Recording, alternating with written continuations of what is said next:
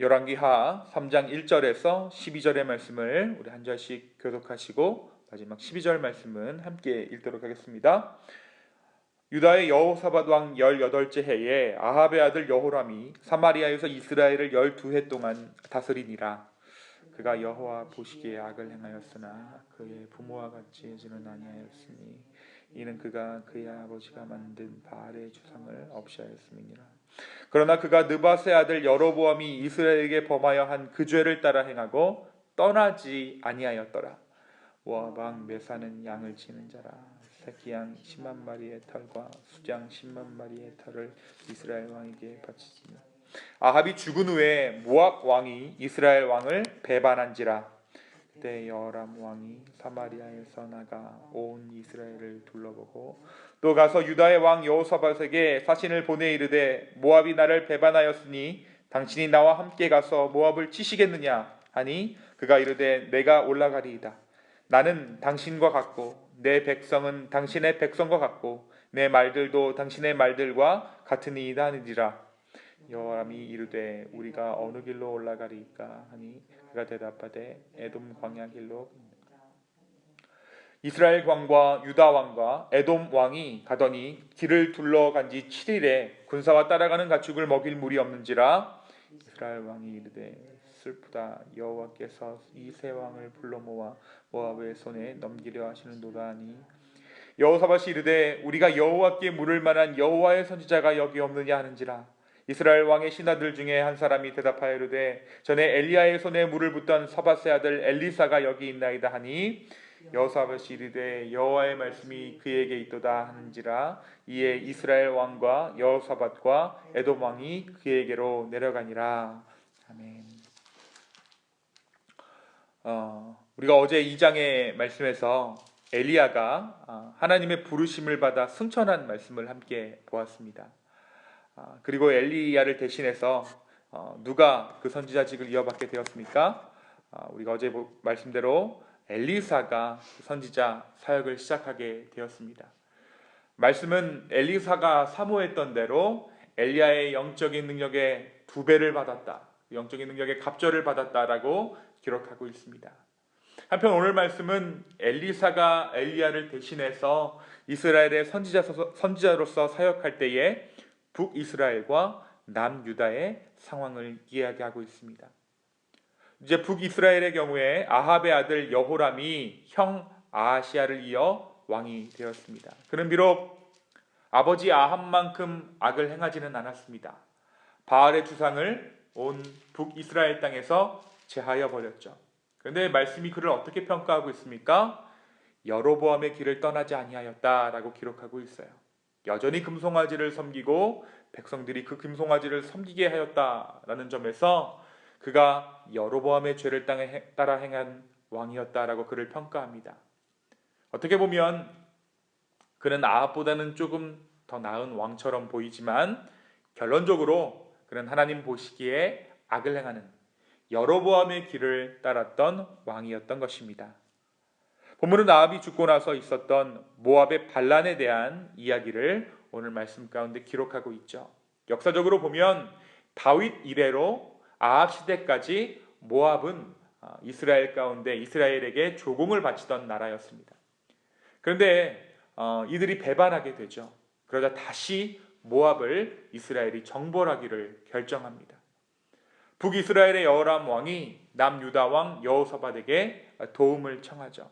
이 오므리 왕조 시대에는 이와 같이 북이스라엘과 남유다가 서로 동맹적인 관계를 유지했어요. 정략 결혼으로 인해 관계가 이어져 온 것입니다. 남유다 왕 여호사밧이 다시 한번 여호람에게 협력하죠. 근데 우리가 비슷한 이야기를 언제 보았습니까? 아합 왕 때 보았죠. 아합 왕 때 했던 실수를 또 똑같이 지금 남유다가 반복하고 있는 것입니다. 무엇 때문입니까? 바로 그 정략 결혼 때문에. 어떻게 보면 자신의 안위와 평안을 위해서 자신의 술수로 행했던 그 정략 결혼이 지금 계속해서 남유다를 죄악의 길로 인도하고 있는 것입니다. 이제 남유다에 이어 에돔의 협력까지 얻어서 함께 모압을 치기 위해 군대를 에돔 광야길로 가는 도중에 이들이 물이 없어서 고통을 겪게 됩니다. 이때 누가 묻습니까? 누가 우리가 죽게 되었다라고 말합니까? 바로 여호사밧이 우리가 여호와께 물을 만한 여호와의 손자가 여기 왔느냐 없느냐라고 묻습니다. 그러니까 처음에 10절에 보면 이스라엘 왕이 이르되 슬프다. 여호와께서 이 세 왕을 불러 모아 모압의 손에 넘기려 한도다. 마음 가운데 가장 두려워했던 것이 바로 이 이스라엘 왕이었다라는 것이에요. 알았다라는 것입니다.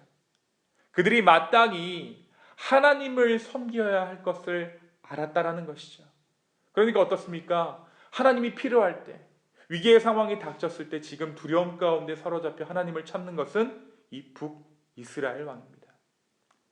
이때 하나님께서 말씀하시죠. 엘리사를 통해서 말씀하십니다.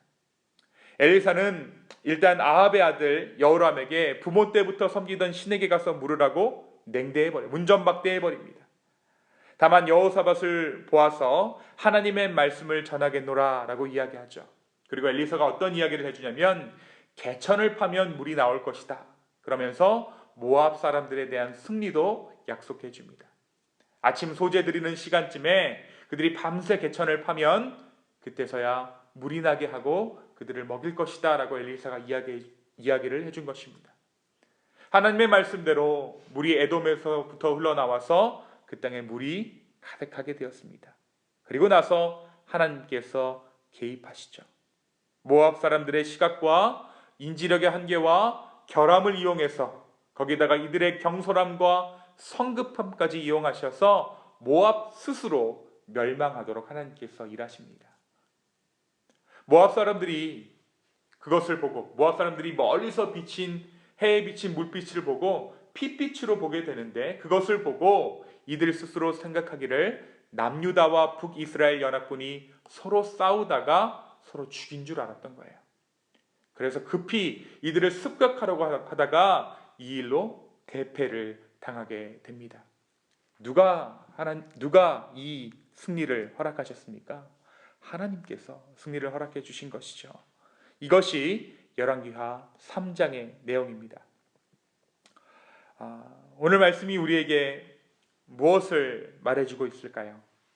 먼저 우리는 끊임없는 죄악과 배반, 무엇보다 우상을 숭배하는 용서받지 못할 죄악을 범했던 이스라엘을 향한 하나님의 은혜를 보게 됩니다. 우리는 선한 왕이나 사람이 죄악된 왕이나 사람과 함께 이를 도모했을 때 그 도모함으로 하나님의 징계를 받는 것을 말씀을 통해 보았습니다. 그런데 오늘 말씀은 반대의 상황을 이야기하고 있어요. 어떠한 상황입니까? 오히려 악한 이스라엘이 남유다 왕 여호사밧으로 인해서 승리를 얻게 되는 것을 우리가 보게 됩니다. 이것은 전적인 하나님의 은혜입니다. 이스라엘은 도무지 구원받지 못할 상황과 상태이지만 하나님의 긍휼과 은혜가 이스라엘 가운데 머물러 있었던 것입니다. 또 이 사건들을 기록하고 있는 또 다른 말씀이 있습니다. 역대하 말씀에는 어떤 말씀을 하고 있냐면 이들의 동맹을 두고 하나님의 진노할 일이다 라고 기록합니다. 하지만 진노 중에라도 긍휼을 잃지 않으시는 주님을 오늘 이 승리 가운데 우리는 볼 수 있는 것이죠. 이러한 하나님을 우리가 기대해야 합니다. 악한 이 시대 가운데 긍휼을 잃지 않으시는 하나님의 은혜를 우리가 기대해야 합니다. 하나님은 이스라엘이 차마 생각하지 못할 지혜로 모압에게 이스라엘이 승리하게 하십니다. 모압을 교란시키시고 그들의 마음을 요동케 하여 성급하게 만드십니다. 사람의 마음을 주관하시는 하나님만이 하실 수 있는 일입니다. 또한 하나님께서 무엇을 주십니까? 광야 가운데 물을 주세요. 오늘 이 말씀은 모세가 이스라엘 백성들을 출애굽할 때 사막에서 물을 내신 하나님을 우리로 하여금 생각나게 합니다. 그런데 그때와 지금이 상황이 많이 다르잖아요. 말하자면 그때는 신혼 때예요. 신혼. 하나님과 이스라엘 백성이 언약을 맺은 지 얼마 되지 않은 밀월의 단계에서 하나님께서 반석 가운데 물을 내셨죠. 하지만 오늘 말씀에서 하나님과 이스라엘은 마치 이혼을 앞둔 부부와도 같습니다. 신부된 이스라엘의 외도로 인해 결혼 생활이 지금 위기가 찾아왔고 파탄이 날 지경입니다. 그러나 그럼에도 불구하고 하나님께서는 처음 사랑하셨던 그 사랑의 모습으로 이스라엘 가운데 물을 허락하여 주시고 승리하게 하셨습니다.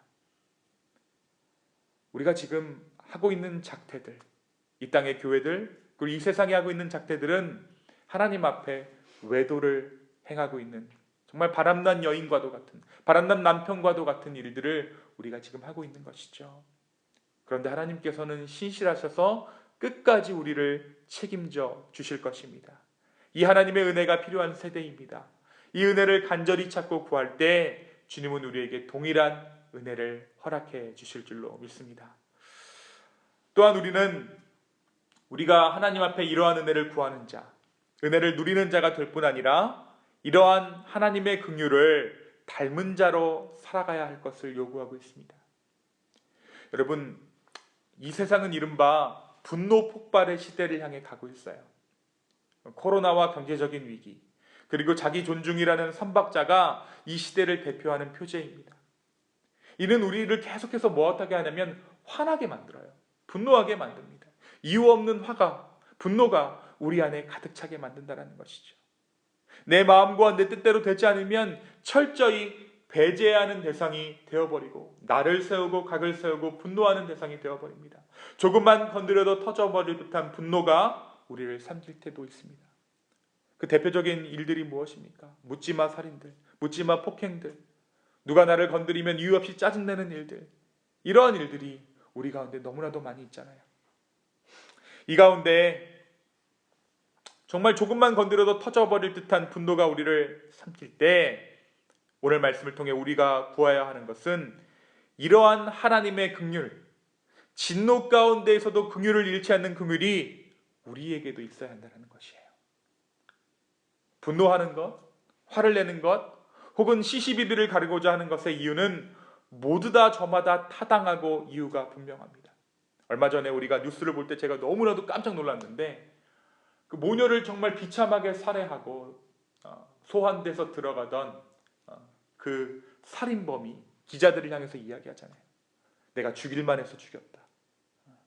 더 죽이지 못한 것이 원망스럽다. 이유를 말하자면 한도 끝도 없습니다. 모두 다 저마다 타당하고 이유가 분명할 것 같아요. 그런데 여러분, 그 분노 중에서도 긍휼을 베푸는 것은 아무나 할 수 있는 일이 아닙니다. 이유가 분명하고 타당하여 분노하는 것이 능력이나 힘이 아니라 분노 중에라도 긍휼을 잃지 않는 것이 하나님의 능력이듯 그것이 바로 우리의 능력이라는 것이에요. 화를 내서 파워를 과시하는 것이 아니라 진노 중에라도 우리가 참고 긍휼을 베푸는 것, 그것이 바로 우리가 사모해야 할 능력이라는 것입니다. 사랑하는 기쁨의 성도 여러분, 이 능력을 사모하는 이 아침 되기를 원합니다. 진노 중에라도 긍휼을 잃지 않는 하나님을 알아 화 가운데서도 긍휼의 이유를 찾는, 그래서 그리스도의 복음을 우리의 삶 가운데 온전히 담아내는 저와 여러분 되기를, 우리 모두 되기를 예수 그리스도의 이름으로 축원합니다. 이 시간 함께 기도하겠습니다. 주님, 정말 말도 안 되는 상황 가운데 반드시 죽어야 하고 멸망해야 하는 이스라엘 가운데 끊임없이 은혜를 베푸시는 하나님의 신실하심을 봅니다. 주님, 그리고 그 신실하심이 오늘 우리의 삶 가운데 머물고 있음을 믿습니다. 주님, 다만 주님의 분노를 정말 다 채워서 하나님의 진노가 이 땅 가운데 임하지 않도록 하여 주십시오. 그 임계점에 우리가 이르지 않을 수 있도록 우리가 예수 그리스도의 보혈을 더욱더 의지하며 나아갈 수 있는 믿음의 공동체들 다 될 수 있도록 주의 축복도 하여 주십시오.